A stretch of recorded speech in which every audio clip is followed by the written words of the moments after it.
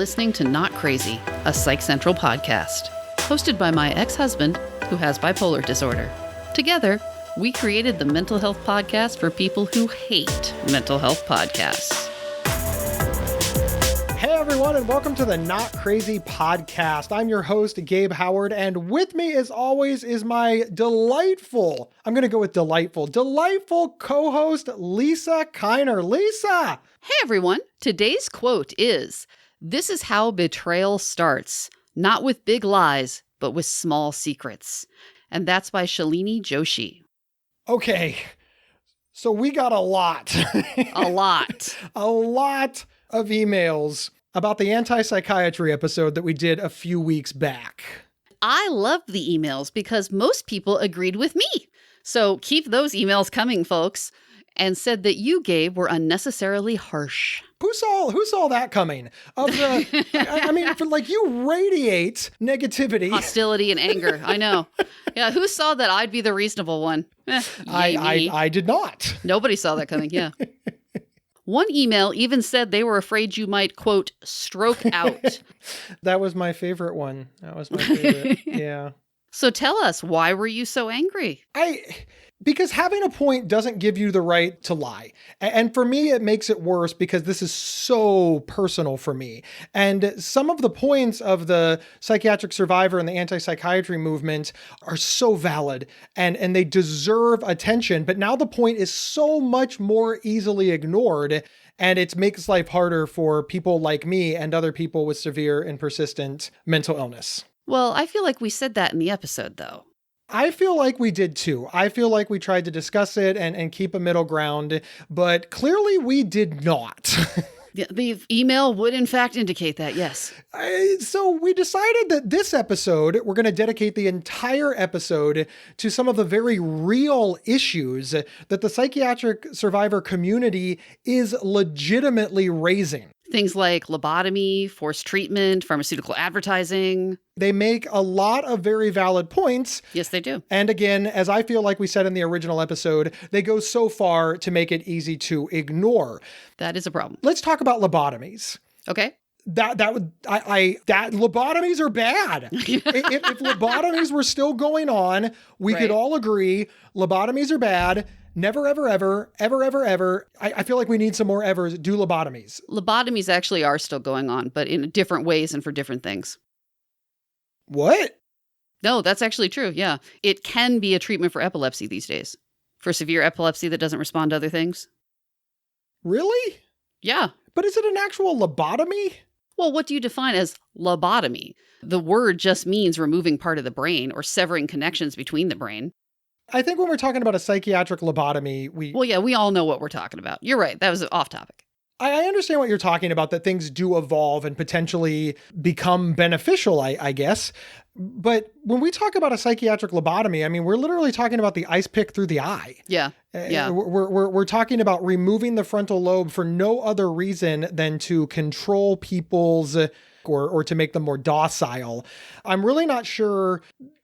You know, Gabe, I don't know if this matters to you, but they didn't actually remove the lobe of the brain. They just damaged it or severed some of the connections. With an ice pick through the eye. Yeah. You are right. You're right. That does not make it better. That is not a meaningful distinction. I think that my way seemed more kind. Your way is like, we just poke at it until we get the desired behavior. Yes, and often done blind. Do not start reading about, well, one, old-timey surgical techniques, or two, lobotomies. It's just lots of bleh. I think we can all agree that lobotomies are bad, they're not good, and they really served no purpose. And were quite damaging. We were surprised to find out where lobotomies came from, and we're just going to give you a brief little history lesson just so that you can be as shocked as we were. Spoiler alert, it's even worse than you think. Yeah, it is. I'm on the edge of my seat, Lisa. And to also just twist the knife on how incredibly horrifying it is, the guy he didn't necessarily invent it, but he did popularize the lobotomy, won the Nobel Prize in Medicine for this work. Yeah. Okay, but bleh. But wait, there's more, and that's not the worst part. As I was doing research for this show, I started to wonder, why was this a thing? Why were lobotomies used so much? Why were people doing this? And I found an interesting quote, and this is by Jason Bryce, who is a famous neurosurgeon and worked back in the day in the 50s alongside one of the originators of the procedure. And he said, "When I visited mental hospitals, you saw straitjackets, padded cells, and it was patently apparent that some of the patients were, I'm sorry to say, subjected to physical violence." And then, why did you like lobotomies? We hoped it would offer a way out. We hoped it would help. So you specifically are saying that these people are being abused. So, hey, a lobotomy is a better option? You're not evaluating on its own merits. You're just saying, this would definitely be better than the abuse they're currently receiving, the abuse that's being done by your profession. That is so messed up. Yeah, it's messed up. And once again, notice it put the onus on the patient. It was the patient's responsibility to fix what the staff was doing. Right. So the group with no power. And his whole thing is, and that's why we promoted lobotomies. Why are you not saying, and that's why we really cleaned up asylums and made sure that the staff wasn't abusing the patients? What is wrong with you? This gentleman and his little team came up with the idea to do lobotomies by walking through mental hospitals and seeing that the staff was abusing the patients. And they thought to themselves, how do we stop patient abuse? I know, we'll damage their frontal lobe so that they will be more docile, and then the staff won't want to abuse them. Well, it was more of, the goal is to get these people out of the hospital, and then they won't be abused. Perfect. The goal isn't to make them better or to improve their functioning or to help them. No, the goal is just to take them out of the abusive situation that you caused and are working for. And the way that we get them out of that is to just ultimately abuse them in a different way. The reason that I'm bringing all of this up is because I, as a 43-year-old man, tend to think of this as it's the past, right? This is something that happened in a world that is now gone. But I really didn't consider the idea that people are alive. A surprising number. First off, people who received lobotomies in the 1950s are still alive. Well, lobotomies continued to be formed well into the 80s. Yeah. That was a... So lots of people are walking around who had this done to them. Yeah. And of course, plenty of people are walking around with knowledge that this was done. Like their friends and relatives. And we didn't really consider the generational trauma of all of this, that this is the best example that I have, Lisa, is, when you took me to the emergency room and I was ultimately admitted to the psychiatric ward, we called my grandmother. My grandmother was born in 1936. And when I called her and I said, hey, I'm being admitted to the psychiatric ward, she said, I'm sending a lawyer right now. We're going to get you out of there. Don't worry. Yeah. Don't worry. I'm getting you a lawyer. I don't need a lawyer, Grandma. I need medical care.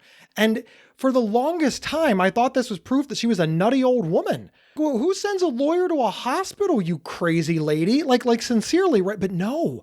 My grandmother remembers her neighbor who was committed against her will because her husband said that she wasn't following the rules of the marriage, and boom, 12 weeks in a mental hospital. This is the trauma that my grandmother this is her experience. And what you're referring to is that at one time, husbands, fathers, pretty much any man in control of a woman could have her declared insane or crazy and forcibly admitted to an asylum. And you're thinking, well, but they needed a reason. But that reason could be refuses to have dinner on the table, back talks, wants to get a job, likes sex, doesn't like sex. I mean, it's just, you didn't really need a quality reason. And most importantly, the woman had no say. She could be as calm, as rational, and reasonable as the day is long. And that's assuming that they even talked to her at all. They did all of their talking to, as Lisa pointed out, the nearest man. And I tend to think of that as something, well, that doesn't exist anymore. That doesn't happen anymore. But my grandma, she was alive when that was happening. And remembers some incidents of it quite vividly. Yeah. And this influences when you called her and said, hey, I'm going to go to a psychiatric hospital. This is her opinion of psychiatric hospitals and what happens there. Yeah. So when I say, why don't you trust the medical establishment? Why do you have such a low opinion of them? my grandma's natural response is, look, I couldn't trust them in the 50s. I couldn't trust them in the 60s. Why should I trust them now? And she's passed that on to the people around her. She passed it on to me. Luckily, I got better information, updated information, and I was able to get the help that I needed. And none of those things happened to me. Not a single one. But that I should just tell my grandmother what? The medical establishment has moved on since that. They haven't really done anything to make up for it. I mean, they've acknowledged that it was wrong and they shouldn't do it, I think. Have they? Have they? We could not find a formal statement from any significant large medical organization, the American Medical Association, the American Psychiatric Association, the American Psychological Association. We could not find any documentation from a president, a board of directors that said we were unequivocally wrong and we were apologizing. We found a lot of information that said, well, those were the times. You know, what we're supposed to do. We were doing research. As soon as we realized it was wrong, we stopped. But they didn't stop until they were defunded. So I'm not... It doesn't seem like a sincere apology is what you're saying. It doesn't. And again, I couldn't trust you back then. You were doing all this bad stuff at the time. You're apparently not that sorry for it. You haven't really apologized. But, oh no, you've changed. You're different now. The bad days are behind us. And this is what's a little bit rough, right? I personally do believe that the bad days are behind us. You are wrong. Well, they're no longer forcibly doing lobotomies and they're no longer admitting wives based on their husbands say so. A lot of these things can't be done anymore. No matter how hard I try, I cannot have Kendall committed because she won't make dinner. My wife, I can't just have her committed because I want to. But I might be able to get her committed if I say the right words. So it's no longer the slam dunk that it was.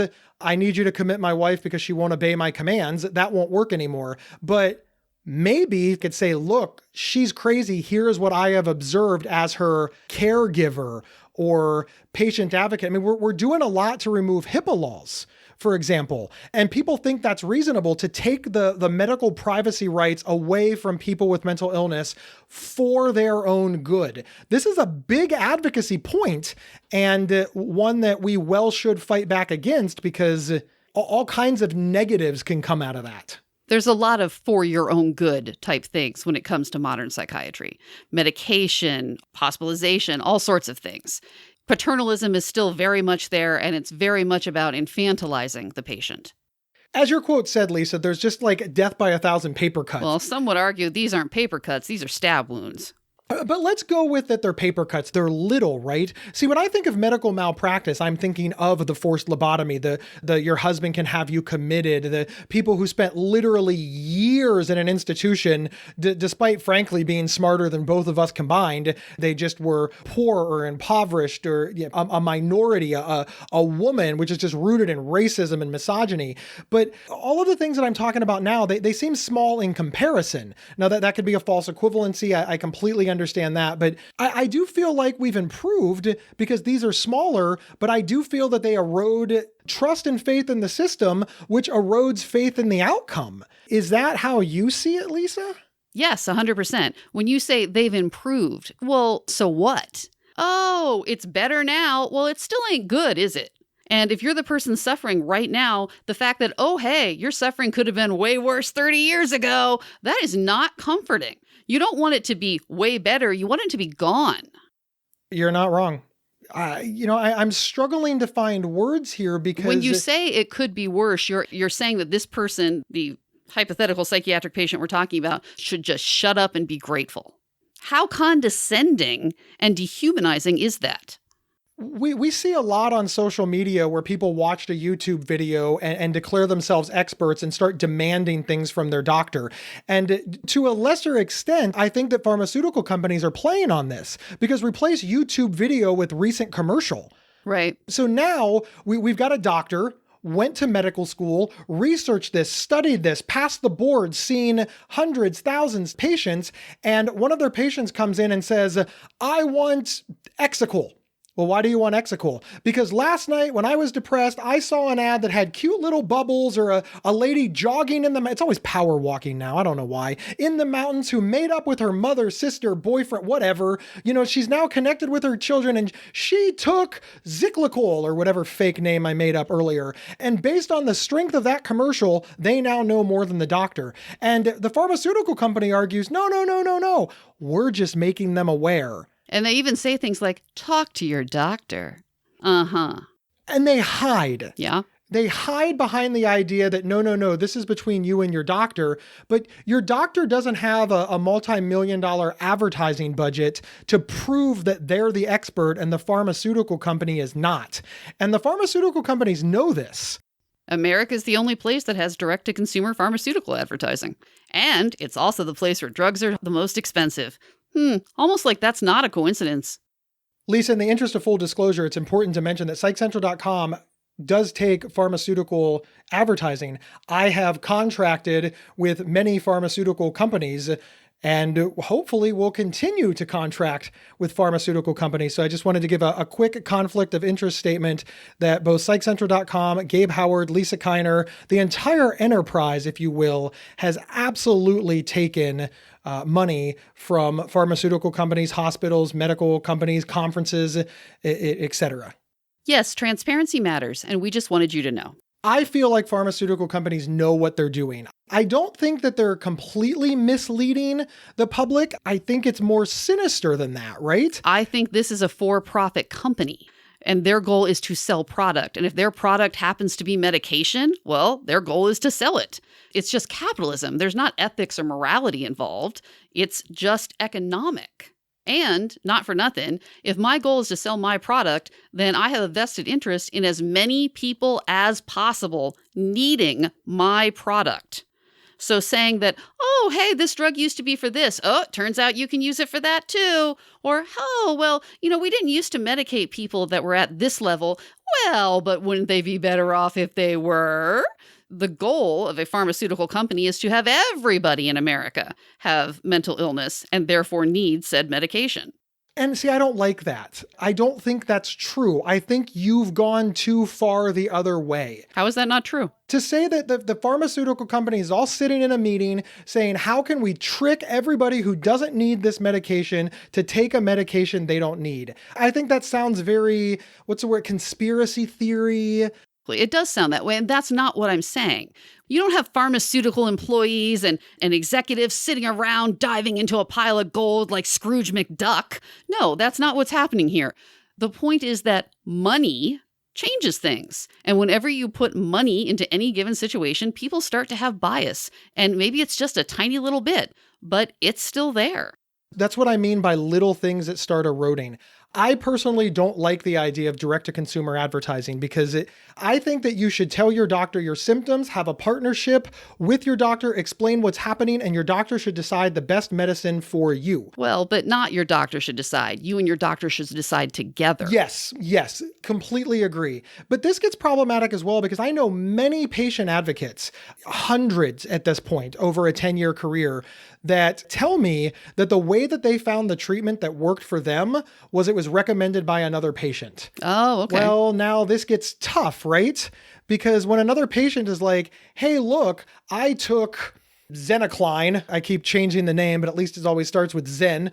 And then they talk to their doctor about it and they get it. Like, I feel that there's like a personal empowerment there, right? Maybe. When somebody says, I have the same illness as you and this is a treatment that worked for me, why don't you go talk to your doctor? I think that it's pure. But for some reason, when the pharmaceutical company advertises, hey, use this medicine and you'll be able to make up with your mother who you've been fighting with for 15 years and go for power walks through the mountains or connect with your children and do watercolors. That's another common theme, watercolor. I don't understand this at all. It's always raining at the beginning and then it's not necessarily super bright and sunny, but it's definitely not overcast by the end. And the people that get to play depression on these things, they're so depressed they've made their pets depressed. I love that. Yeah, the dog is miserable. Yeah. This is where it's very, very difficult. On one hand, I think that patients having information is a good thing. And you can argue that all the pharmaceutical companies are doing is giving the patient information, but I don't think they're sticking to facts. I really don't. But where's the line? It's not necessarily straight up lying, but it's advertising. It's puffery. There's an element of puffery, right? World's best coffee. Is your coffee really? How did you determine that? But no one has a problem with that statement in an ad. It's not a small house, it's a cozy house. Well, we all understand that that's what advertising is. So that's true with drugs as well. I want to challenge that exact statement right there. You said that people understand advertising, that they understand that it's puffery, and they understand. Like, that's the base premise of Americans understand advertising. But no, they don't. You literally just said Americans understand it's puffery. Well, I should have phrased that differently, because obviously, if everybody understood that advertising was bullshit, then we wouldn't have advertising. The point is that we all understand there's some element of that, but we don't think it all the way through to its natural conclusion. That's the specific part that I want to sort of address here. When you are sick and desperate, are you less likely to acknowledge that the advertisement is puffery, or are you more likely? For me, when I watch the sports car commercial, the guy in the suit with no tie next to the beautiful woman and the top is down, yeah, look, I know that if I buy that car, I'm still going to be this. I get it. But let's say that I was really desperate. I'm sick. I'm not thinking right. I have mental illness. And I see an ad that promises me that if I buy that car, it will cure my depression, bipolar, psychosis, schizophrenia. Does that mean I'm more likely to buy the car? Just because at this point, I'll just do anything. Yes. Yes, it does. That's what advertising is. Is that wrong? Is it wrong to manipulate sick people in this way? Well, but nobody works for free, You keep talking about capitalism, advertising, nobody works for free, but listen to my exact words. This particular advertising is essentially misleading desperate and sick people. It's a subtle mislead because, it's got the thing at the end, talk to your doctor, your results may visit. It's preying on your insecurity. It's preying hard on your insecurities and your desperation. And in the case of mental illness, it's preying desperately on the part of your brain that's not working. Yeah. That's fair. Let's pick apart the ad where it shows you depressed. I'm not picking on any pharmaceutical company. They're all the same. They're all the same. It starts off, you're depressed, your dog is sad, it's raining, it's not so bright. The dog is laying on the couch looking sad, puts his little nose down. It's a mess. And the specific point I want everybody to zero in on is by the end, you have connected with your significant other, your family, your friend, your children. And the reason that I want to specifically address that is because, one, it makes it sound like the medication did that all by itself. It also takes everything away from the other people. How are they coming to terms with your change? It makes it sound like as soon as you take this medication, let's say that it works like gangbusters, your depression lifts immediately, you are perfect. Like what? You don't have to do anything else? No therapy? You don't have to make amends? You don't have to apologize? Just like that. Just perfect. You take the pill and you're back in everybody's lives. What about those people? Your illness impacted them in some way. They just immediately forgive you because of magic pill? That part, in my opinion, is frankly just a lie. Well, it also biases the public against a non-pharmaceutical treatment, right? It says things like, only your doctor can diagnose depression. Talk to your doctor. The underlying medical cause of depression. All of these things imply that I should go to a medical doctor for treatment of this problem. It never says things like, hey, have you considered therapy? Oh, I see what you're saying. Maybe some CBT would help you out. Maybe there's some other interventions that are not drugs that might be useful to you. It paints depression in this very narrow, and again, we're sort of talking about antidepressants at this point. Well, they're the ones with the best ads. But it sort of paints depression in this very narrow way. So you could be suffering from grief. Right. And it looks a lot like the way that they describe depression. And I know they have all these, it may be depression. Only you and your doctor. Like you said, they don't recommend therapy first. They don't say 2 or more weeks. They just, you're right. It really, and it's pummeled by money. I can't watch anything on TV without seeing these ads in this very narrow view of something that is significantly more complicated. Well, speaking of more complicated, they always say things like it's a chemical imbalance, or they have little diagrams that is supposed to be like the serotonin in your brain, and here comes the drug and it knocks it aside. And that's not real. None of that is real. That is not an accurate representation of how these drugs work. And doctors and scientists know this, but this is the popular perception, and that perception comes through advertising. These ads all heavily promote that whole chemical imbalance theory of mental illness, when we know that in real life, it's way more complicated than that. There are lots of other factors. Actually, what we know in real life is that we don't know. Yeah, that's fair. That's the reality. Any pharmaceutical company, any psychiatrist, any doctor will say, we don't know how they work. We just know through studies that they do. We think this might be how. I want to be very, very clear. I don't want everybody listening to this to stop taking their antidepressants.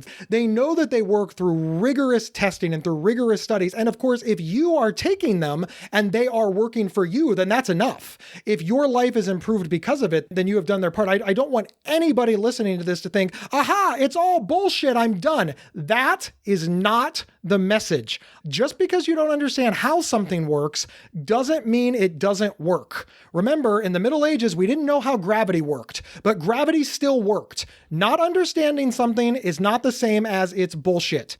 We'll be right back after these messages. Interested in learning about psychology and mental health from experts in the field? Give a listen to the Psych Central Podcast, hosted by Gabe Howard. Visit psychcentral.com/show or subscribe to the Psych Central Podcast on your favorite podcast player. This episode is sponsored by BetterHelp.com. Secure, convenient, and affordable online counseling. All counselors are licensed, accredited professionals. Anything you share is confidential. Schedule secure video or phone sessions, plus chat and text with your therapist whenever you feel it's needed. A month of online therapy often costs less than a single traditional face-to-face session. Go to BetterHelp.com/Psych Central and experience 7 days of free therapy to see if online counseling is right for you. BetterHelp.com/Psych Central. And we're back with more of Gabe and me being not crazy. I want to pivot just ever so slightly, Lisa, and talk about the fact that hundreds of millions of dollars in advertising has also created this false narrative in the public's mind. If you have mental illness, take a pill and you'll be fine. Yeah. So whenever anybody like me with serious and persistent mental illness has a problem, the knee-jerk reaction because of all this advertising is take your meds.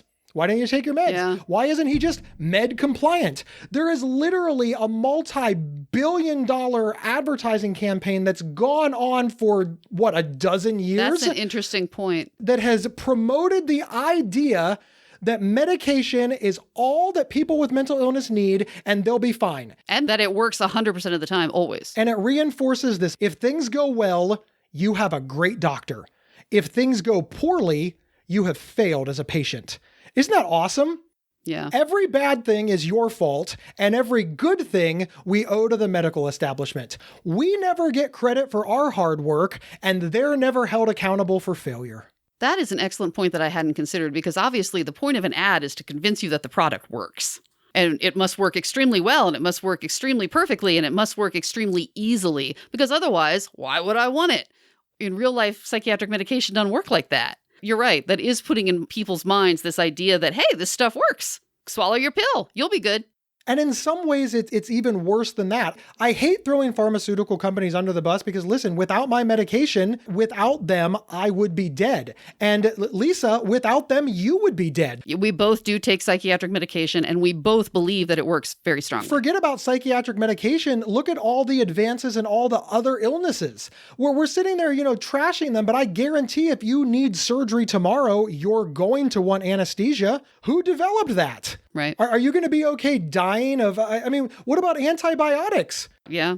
I just stupid pharmaceutical companies and their stupid antibiotics. I want to get scratched on a fence post and die like 100 years ago. Right, that's fair. Come on, they're funding research that is allowing us to live for, my grandfather's 90 years old. That's because of medical science and the hard work of the pharmaceutical industry. So they're not all bad. That's fair. And to pretend that they are is disingenuous at best.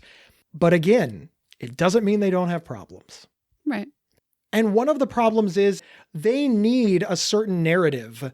And we've already discussed how that narrative is pushed in their advertising, primetime advertising, multi-million-dollar advertising.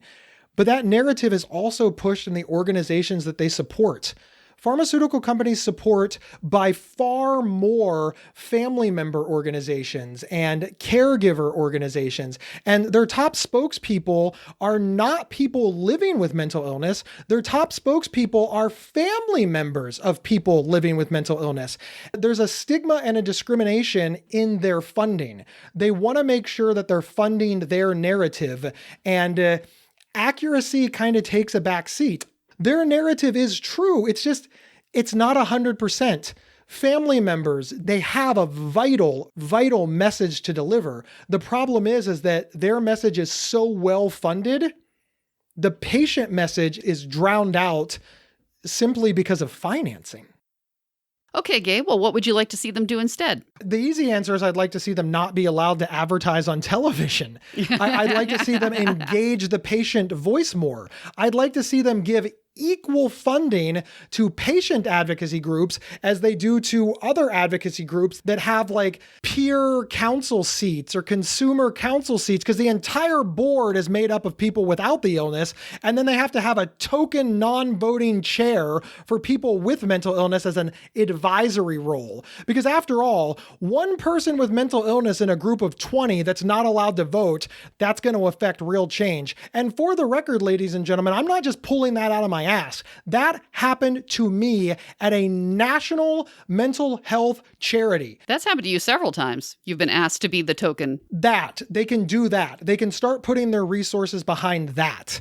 If their goal is just to sell more drugs, then business as usual. Well, of course their goal is to sell more drugs. That's what companies' goals are. Yeah, and that's why they need to be held accountable. The pharmaceutical companies, the medical establishment should in fact be held accountable for the fact that their decisions, their resources, their money, and their time is making life harder on the people whose backs they're making that money on. That's not okay. They are looked upon by society as heroes who are saving people with mental illness. And that's where we get phrases like, just take your meds. Be med compliant. Well, if they'd only take their meds, oh my God, why are we seeing this person again? Just drug him. Right. The drugs are looked at as magic cures created by a benevolent company that only hugs and loves and cares. It's also telling you, again, that there is an underlying biological cause that is the main reason. It's not about trauma or environment or anything else. The main reason you're having this problem is because there's something wrong with your body. And therefore, why wouldn't you take the drugs? If you just do things like therapy or DBT or those types of things, you're not addressing that root cause that they have convinced you exists. Yes, it would be nice if they would also fund wraparound services. Because I gotta tell you, if you're committed to a psychiatric ward, if you live in a group home, if you are homeless, if you don't know where your next meal is coming from, the very fact that people are pushing medication on you, that's not what the person is. The person is cold and hungry and just... Well, but if it makes you feel better, they're not pushing medication on that person because that person is not that profitable. These advertisements are not geared toward people who are poor. They are geared to the middle class. The medical establishment has looked at the savior of all the people with mental illness, and as you just pointed out, they ain't focusing on the sickest of the sick, are they? No, because those people don't pay well. And that alone goes back to our theme of it erodes trust and faith in the system, which erodes faith in the outcome. It also goes back to the look. We couldn't trust you to look out for our best interest then. Why should we trust you to look out for our best interest now? Maybe my grandma's right. Okay, your grandmother was not right about let's get you out of the psychiatric hospital on the day where you desperately needed hospitalization. She was not right about that. And we both agree on that. We both agree that you needed to be there. She was wrong, completely wrong. She just wasn't crazy. Yeah, she wasn't unreasonable. She was just wrong. And when you say maybe she's right, you mean right about the fact where you can't blindly trust doctors or other institutions? Yes, she's right about that. Is that a debate? Are we debating that? I used to debate that. Oh, that's so sad. Lisa, I think we've picked on pharmaceutical companies enough. So let's go ahead and piss off doctors and hospitals, and let's just throw in politicians while we're at it. And I'm thinking specifically of forced treatment. And forced treatment looks a lot of different ways in different states. And you may be familiar with like AOT, which is assisted outpatient treatment. There's Laura's Law, there's court-ordered treatment, there's community treatment, there's forced medication, there's pink slipping, there's being committed, there's involuntary compulsory treatment. Some of these involved community-based based, meaning you're required to take medication and show up for therapy, but you're allowed to move about your home and community. And then others are the traditional commitment method that we all think of, which you're in a hospital and you're locked behind closed doors. The bottom line is, it's against your will. You have not agreed to this, and you are being ordered by the justice system, by the courts, by the government to do something about your health. Under penalty of arrest or jail. Correct. When you say that it's required literally by law. Yes. With punishment if not done.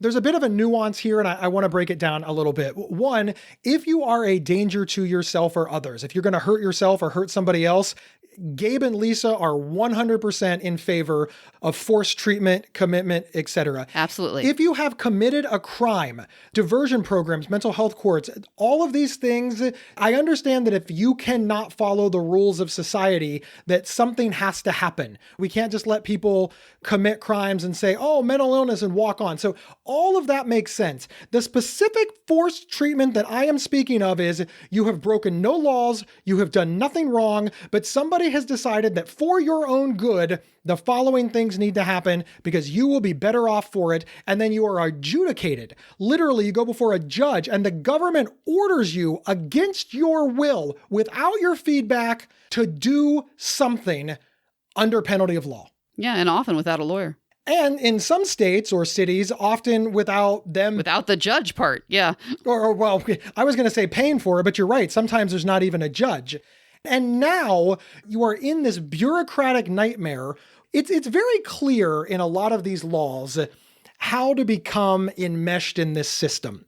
They know how to force you into treatment, but it becomes extraordinarily murky on how to get out. Well, don't you think that's going to be today's lobotomy? We look back and say, oh my God, look at all these things they did to psychiatric patients in the 50s. Look at all the damage. Look at all the generational trauma. Don't you think in another 50 years we're going to be going back on this? I personally do. I get a lot of pushback on this. What, it's okay to leave people who are sick just wandering around? No, that's not okay. But picking them up and having a judge order them to get better, listen, doesn't that sound like nonsense? I mean, seriously. Also, really? You don't think that's going to turn out badly? Really? You found a way that someone can be compelled to do something because other people think it's a good idea. Again, they haven't committed a crime. They're not dangerous. And you don't think that's going to be used on the most vulnerable people in society?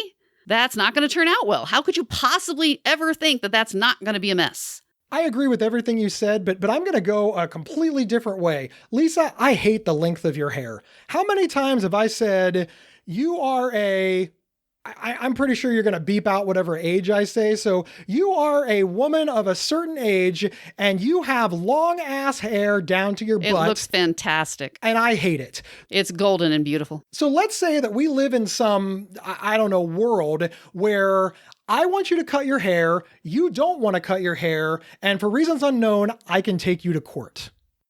All right. Fine. So we go to court. We're going to say that you have all the money that you have now. So you actually have a real lawyer, which most of the time, if you get a lawyer at all, it's a public defender who's overwhelmed with other things. But just forget all of that. We go in front of a judge and the judge agrees with me. The judge actually says to you, hey, Lisa, you are required by law to cut your hair.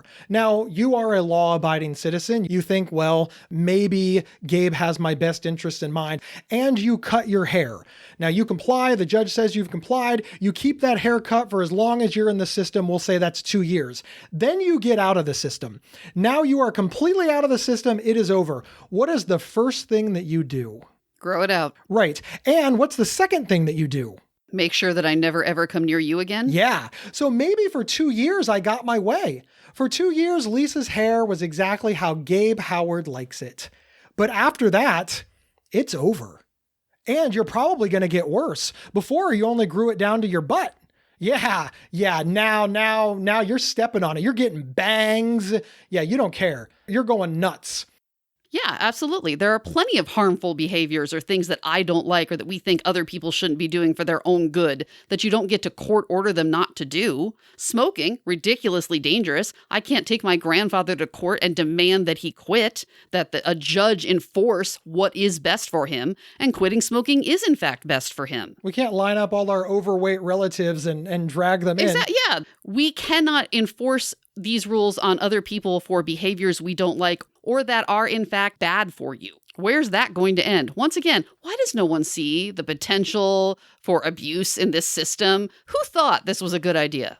I'm fascinated by mental health charities that loathe bureaucracy in the mental health system. The mental health safety net is filled with holes, and the bureaucracy is stopping people, and we pay more people to watch it than we do to help people. And then they advocate for more bureaucracy. They advocate for the government to get involved in our health care.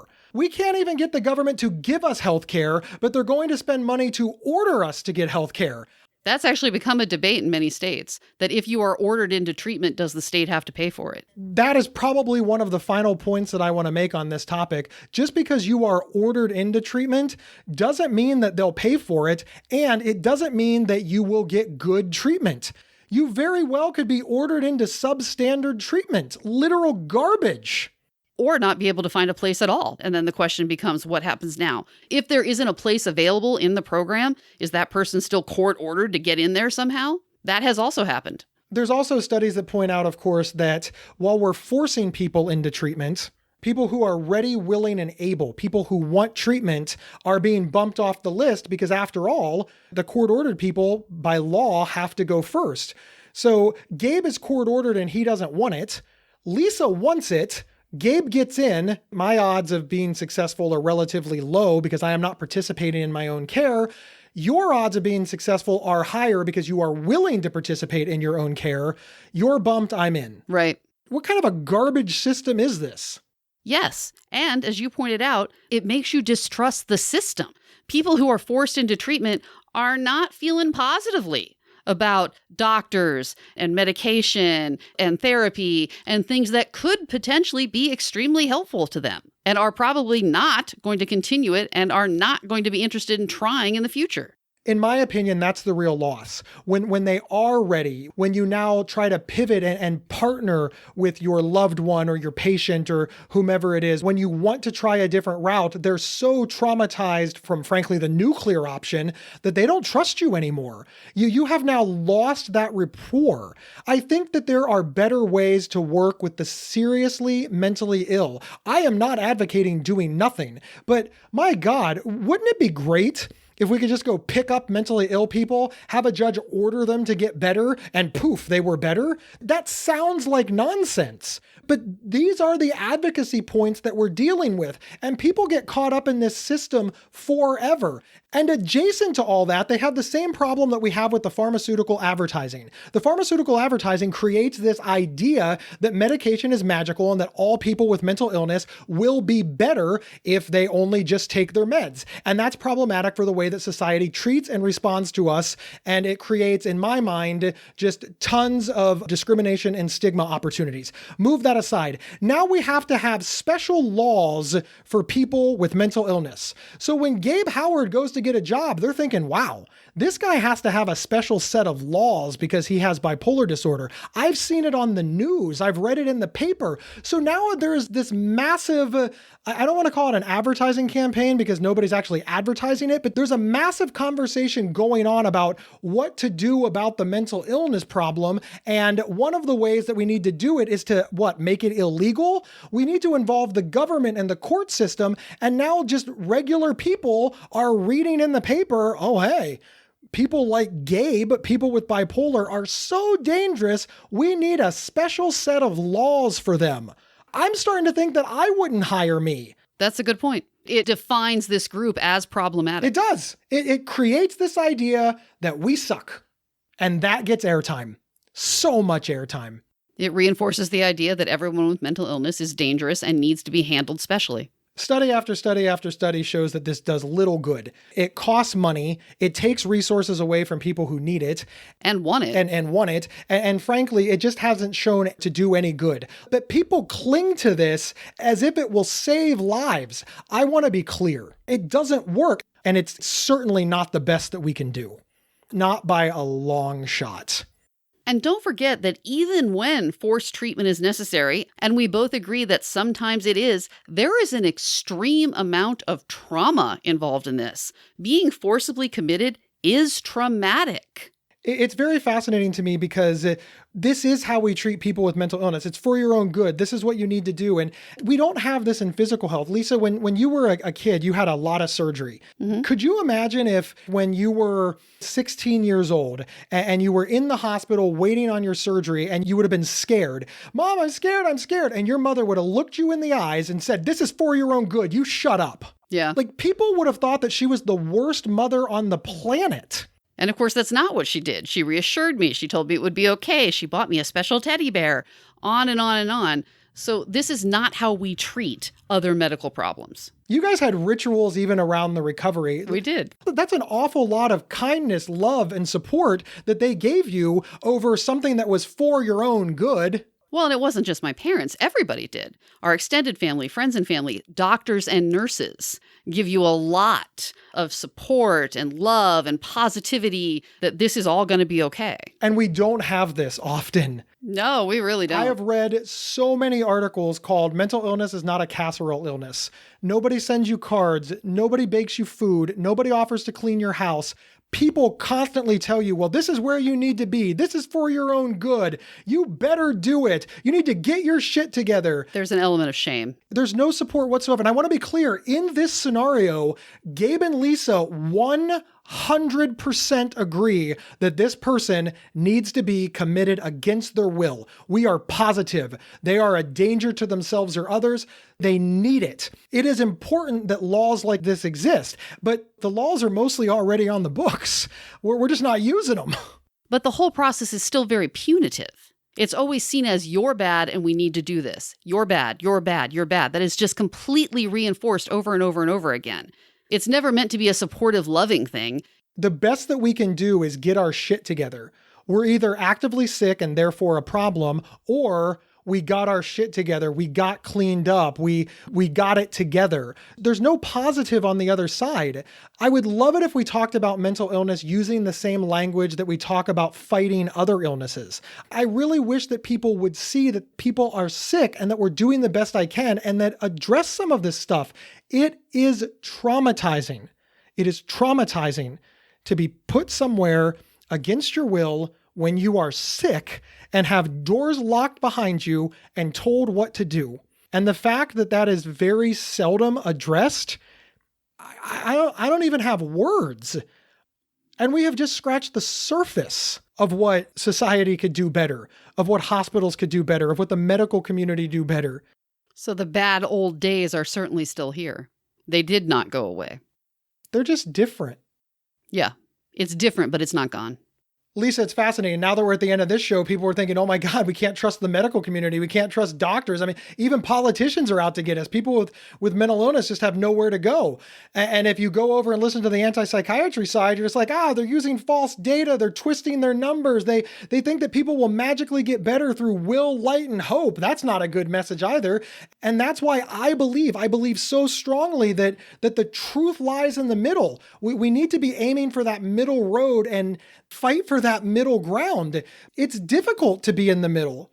You know, when I got started, I thought all the people in the middle, they got loved by both sides. It turns out that all the people in the middle, they just get hated on by both sides. I can only imagine the emails that we're going to get about this episode saying, oh my God, how can you attack doctors? How can you blame doctors for stuff that happened in 1935? And because they're still doing the same stuff. Whatever mechanism it is they use to decide that was a good idea back then, they're still using to decide. Lisa, I can't wait to see the emails about this episode just barreling down on us. But listen, we want the emails and we do in fact read them all and we reply to as many as we can. Our email address is show@psychcentral.com. Listen, the majority of the emails that we got, they were very kind. People wrote to us and said, Gabe and Lisa, we respect you very much, but you got this so wrong. People told us of trauma that they experienced. People told us of situations that happened to them. And they asked very kindly why they should support a system that allows this to happen, that continues to do this. We answered as many as we could. We apologize if we didn't get to yours. Thank you for being open and honest and honestly respectful, because we did get some emails that said, you guys are dipshit morons. We liked those less. Most of them were good, though. Most of them were very kind. And again, most of them did agree with me. So I also enjoyed that aspect of it. But even if you did not agree with me this time, although I don't see why you wouldn't, you definitely want to email us and tell us what you think at show@psychcentral.com. When did you become the rational one? I know. It's so exciting. So many interesting changes happening here. And one of the changes that's happening is that Not Crazy is growing exponentially, and that's all because of your hard work. Thank you so much for rating us, ranking us, sharing us, emailing about us. Just leave us a review. Use your words and as many stars as you feel appropriate. And remember, if you stay tuned after the credits, there is a really cool outtake that's been curated by the great Lisa Kiner. And we'll see you next Tuesday.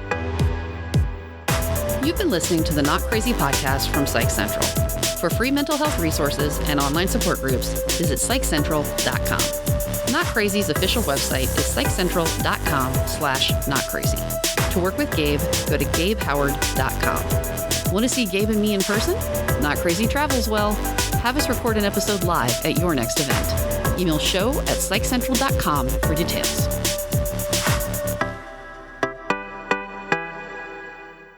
Okay, cutaways. And we'll be right back. I've never once used it. You do that every time. I've never once used it. We'll be right back after we hear from our sponsors. We'll be right back after we hear the sponsor. We'll be right back after we hear from our sponsors. Okay, I get it. You're done recording now. We'll be right back after you hear from... Oh, wait. Hang on. Okay. Sponsors we will be back from. Oh, God, why have we never done that before? Crazy Not. From sponsors back. Hey, Not Crazy fans. We are so cool our outtakes have sponsors. We want to give a shout out to Seattle Pain Relief. Learn more about them at www.seattlepainrelief.com. And Southern Cross University. Learn about mental health risk factors in older people at online.scu.edu.au/blog/risk-factors-mental-illness-older-people. Check them both out and tell them Not Crazy sent you.